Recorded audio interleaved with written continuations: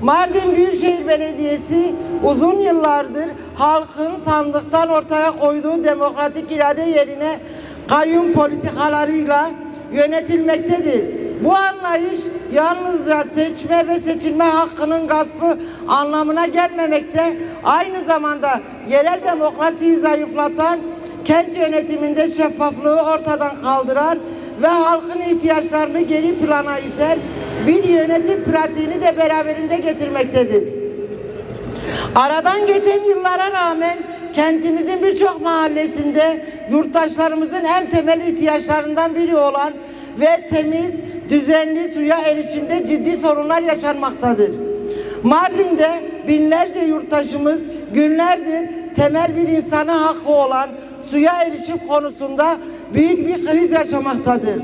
Birçok mahallede sular kesik durumda olup yurttaşlarımız günlük ihtiyaçlarını tankerler ve bidonlarla karşılamak zorunda bırakılmaktadır. Yıl olmuş 2026 ve hala bir kentin halkının hala tankerlerle su temin etmeye çalışması kabul edilir değildir. Temiz suya erişim en temel kamusal hizmetlerinden biridir ve yerel yönetimlerin en asli sorumlulukları arasındadır.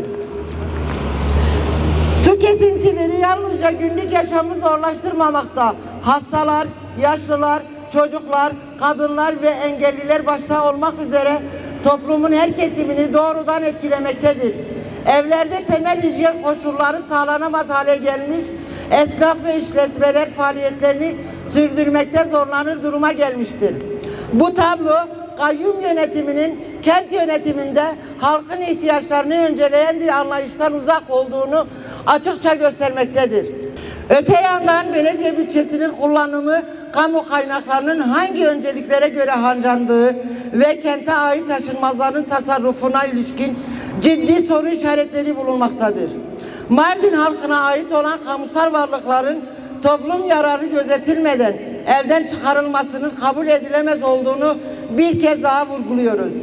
Kentin ortak değerleri ve geleceği üzerinden tasarruf yapılırken şeffaflık, hesap verebilirlik ve kamu yararları temel ilke olmalıdır. Ayrıca belediye yönetimi partimizde olan ilçelerde temel hizmetlerin geciktiğine veya hiç sunulmadığına dair güçlü bir toplumsal kanaat oluşmuş durumdadır. Yerel yönetim hizmetlerinin siyasi tercihlere göre dağıtılması ya da böyle bir algının oluşması dahi demokratik kamu yönetimi açısından son derece sakıncalı belediyeciliktir. Bunu net olarak söylememiz gerekiyor. 2 yıldır, yani 2024'ün Nisan ayında Yalıköy'de başlanmış olan içme suyu şebekesi halen bugüne kadar üst kaplaması yapılmamış şekilde çukurlar mevcut bulunmakta. Ama bununla beraber Midyat'a, Ömerli'ye, Savur'a, Yeşilli'ye, hatta onu bırakalım başka illere götürülen asfaltların hesabını sormamız gerekiyor. Şu anda bir bütün şehir merkezindeki kazı çalışmaları bu şekilde duruyorken şu anda gidip başka ilçelerdeki ilçe belediyelerinin, açıkçasını söyleyelim, AK Parti belediyelerinin mevcut bulunduğu ilçelerde şu anda ilçe belediyesinin yapması gereken alanları yapılıyor ama burada birinci derece sorumluluk alanda olan üst kaplamasını yapması gereken Büyükşehir Belediyesi'nin bu noktadaki Artuklu'nun üzerindeki halkı cezalandırma noktası da sırf nedir? Halk iradesini 2024 yılında DEM Parti'den yana oyunu kullandı, iradesini bu şekilde kullandı ve bunun cezai işlemi olarak da halk bu şekilde mağdur ediliyor.